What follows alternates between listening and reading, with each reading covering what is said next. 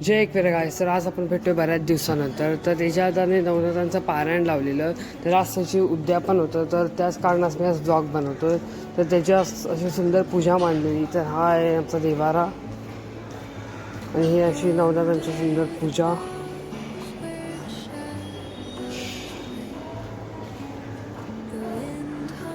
तर संध्याकाळची जेवणाची तयारी आम्ही दुपारी सर्व भाज्या वगैरे कापून ठेवलेल्या, फ्लावर, वाटाणा वगैरे सर्व. आणि हे काय आमचं कोंबड्यांचं कलेक्शन. हे सगळे फायटर कोंबडे आहेत.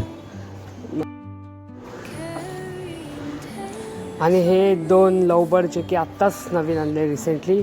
आणि हे आपले जुने कबूतर जे की तुम्ही गणपतीच्या व्लॉगमध्ये पण बघितले असाल. आणि हे इथे अजून म्हणजे भरपूर कोंबड्या आहेत. हा एक पिंजरा आहे, बरोबर साईडला अजून एक पिंजरा पण आहे. ही अफाईज कोंबडी, जिला पाय नाही आहेत, पायाला बोटं नाही आहेत.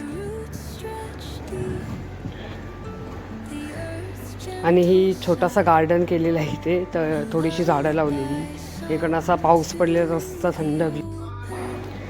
तरी नवनाथांची अशी मोठी फ्रेम लावलेली आम्ही, जी की खूप सुंदर दिसत होती. त्या वॉल एकदम सूट करत होती आणि ती खूप मोठी होती. समोरनं खूप भारी दिसत होती.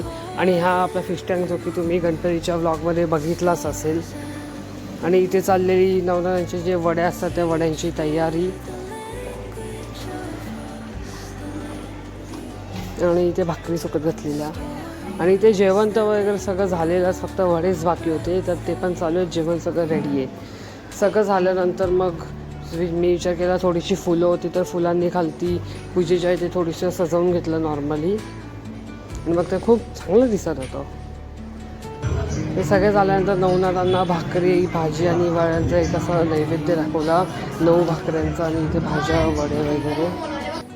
नंतर इथे आमच्या सर्वांची पूजा करून घेतली, जी 9 मुलांना बोलवतात पूजेसाठी.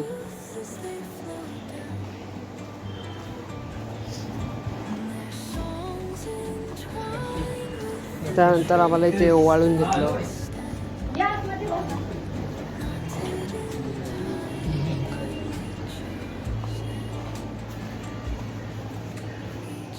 त्यानंतर आम्हाला इथे दिला छोटासा वाहन, जो की 9 पोरांना द्यायचा असतो. मग हे जेवण दिलं, जे नवनाथांना नैवेद्य दाखवलेलं. भाकरी, भाजी आणि एक वडा होता. भाज्या भरपूर होत्या. त्यानंतर सगळी पाहुणे गेल्यानंतर आम्ही थोडा वेळ गप्पा मारायला बसलो गच्चीमध्ये. नंतर आली छोटी दीदी, जिचा की आज बड्डे होता. ती बड्डेची पार्टी द्यायला खूप भाव खात होती. नंतर आम्ही आणला तिच्या बड्डेसाठी एक केक. नंतर मग आम्ही केक कापला बड्डेचा.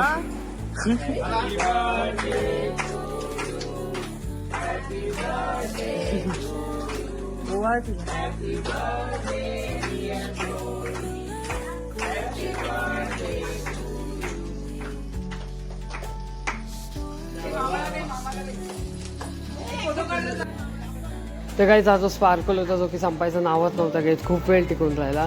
तर आजच्या ब्लॉगसाठी एवढंच. तर आता आपण भेटूया लवकरच दुसऱ्या ब्लॉगमध्ये. तर आता गणेश चतुर्थी पण जवळ आली, तर तुम्हाला 7 दिवसाचे ब्लॉग्स बघायला भेटतील. तर चॅनलवर टिकून राहा. तर आजच्या ब्लॉगसाठी एवढंच. तर भेटूया लवकरच दुसऱ्या ब्लॉगमध्ये. Bye guys. जय एकविरा.